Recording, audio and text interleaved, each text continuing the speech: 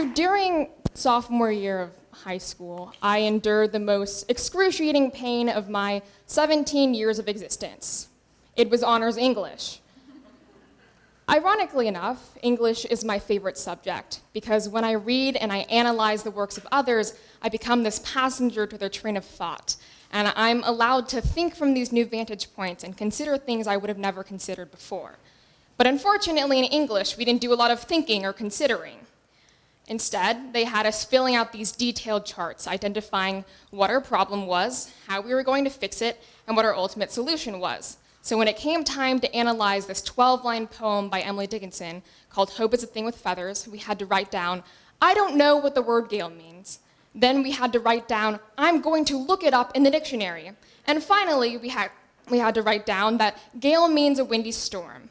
And if that wasn't enough, we went through the same process with the same text over and over again as we were put through a variety of other fun and educational charts. And so by the end of the 3 days we spent on this 12-line poem that's basically saying, hope is like a bird, my peers still didn't understand what the poem meant. So, this may seem like a bit of a trivial example, but English and education as a whole is filled with these trivial examples that accumulate over time to indicate larger problems within education. Other problems we encountered were that our projects seemed more like coloring activities than actual content, and that we were always forced to only consider one interpretation, especially on multiple choice tests. And so the more we went on with English, the more we realized that there was something fundamentally wrong with the way it was being taught. But as students, there was absolutely nothing we could do about it. So we were so impassioned about this degradation of English that we decided to organize a letter writing campaign, but it yielded almost no response. We could talk to teachers, but the very teachers that we would be talking to were the ones that were grading our essays for the entirety of the year. We could try to talk to the upper administration, but they didn't seem very interested in what a bunch of 16-year-olds had to say. And finally, we could go to school board meetings, but oftentimes school board meeting topics are pre-planned, which means there's very little room for you to actually talk about the issues that you feel are important. According to Student Voice, a nonprofit organization, only 44% of students believe that they have a say in decision making, but this dips to 34% in the 12th grade. This is pretty terrible, to be honest, because at a time when we're trying to answer all these large questions about the future of education, we're leaving out this huge portion of the population. And students are like this untapped resource. We're the only ones at the receiving end of education. So trying to ask these educational experts how to appeal to kids and appeal to students without asking students themselves is like asking your 92-year-old grandmother how to use Instagram when you have a teenager in the house. It doesn't make sense. And so at the point where the policies being enacted directly affect us, whether we graduate, what courses we take, how far we go on in life, it doesn't make sense that the millions of us are being left out of the conversation we need to be involved in the most. So there are some people who recognize this, but they don't really know what they can do about it. They don't know how they can integrate student voice more in this decision-making process. The good thing is, it's very simple. The solutions already exist within the real world. For example, in Finland, teachers actively seek out student input regarding course content, and in some cases, these students are actually on teacher teams, so teachers can accurately assess how changes will impact students.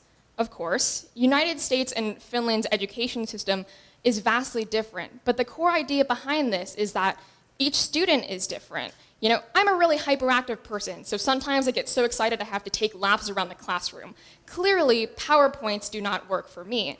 And each class mix is different, each student is different, so even just going as far as to ask about the effectiveness of a particular lecture style or project assignment already goes a long way to making students feel engaged and valued. Additionally, at the university level, they have teacher evaluations. They're good because they not only allow teachers to identify what areas they can improve in, but they also tell teachers all the areas that they're doing things right in, because teachers need recognition too. We know they don't do it for the money.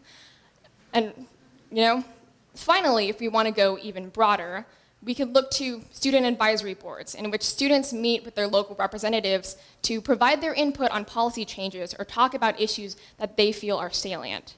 And overall, with these 3 solutions, we see that the more students are involved in the planning of their education, the more they'll take responsibility and ownership of it.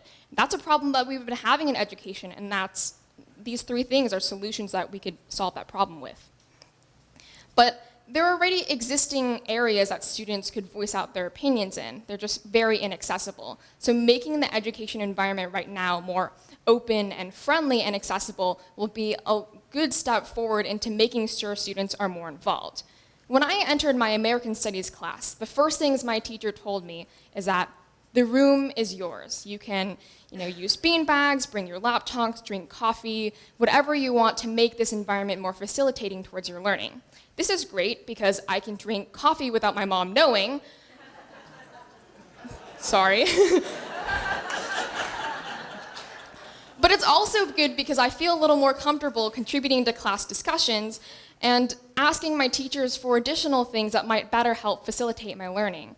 So we can take these steps from my American Studies classroom and apply them across the board, by making school board meetings a little more open to the public, or by having an online forum where students can actively talk to their representatives one-on-one. These are all great steps that we can use to ensure that students are more involved in this decision-making process.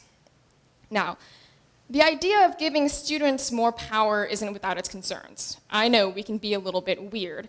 And my teacher told me, she's like, Catherine, not every student is an AP student, not every student is a debater, and they certainly don't know how to talk to adults sometimes. The problem is, we don't really give them the opportunity to try. When we give students a legitimate way to voice out their opinions, respectfully and responsibly, we give them the training to be able to talk effectively to adults. This is a really important step. According to research from Dana Mitra at Penn State University, she follows a school called Whitman High School and their student forum program, in which teachers and administrators work together to craft common solutions. She found that students who were involved in the student forum program actually sharpened their problem-solving skills, learned how to better engage in public speaking, and also learned how to better work with people that they disagreed with. Overall, the environment of the school, which was originally beset with problems, improved. Because when students and administrators work together, these administrators stop being seen as the enemy and start being seen as allies towards progress. I'm a debater, so for 45 minutes and $25 a session, these adults have to listen to me try to construct arguments about changes that we should be making. It was awkward at first. I would flail my arms around and stumble all over myself, but I got better, and we need to give these students the opportunity to get better, because if they aren't taught now, they won't know how to, be involved with their government or talk effectively to other people once they enter the real world. All in all, what we need to consider is that in light of this emphasis on scores and standardized testings, students are not machinery parts. We can't just be thrown out whenever we don't perform up to a certain standard. Because this investment that you make into our education system, we're going to enter the workforce one day. We're going to contribute to our economy and pay taxes so you guys can retire. And that just... And that just means that we can't just be trained on how to bubble a Scantron, but also how to be active citizens, how to really contribute to our society. And so, in order to do that, we need to be able to step up. We need to be able to work together with teachers and administrators and higher officials to craft common solutions. We need more student voice in the decision-making process. Thank you.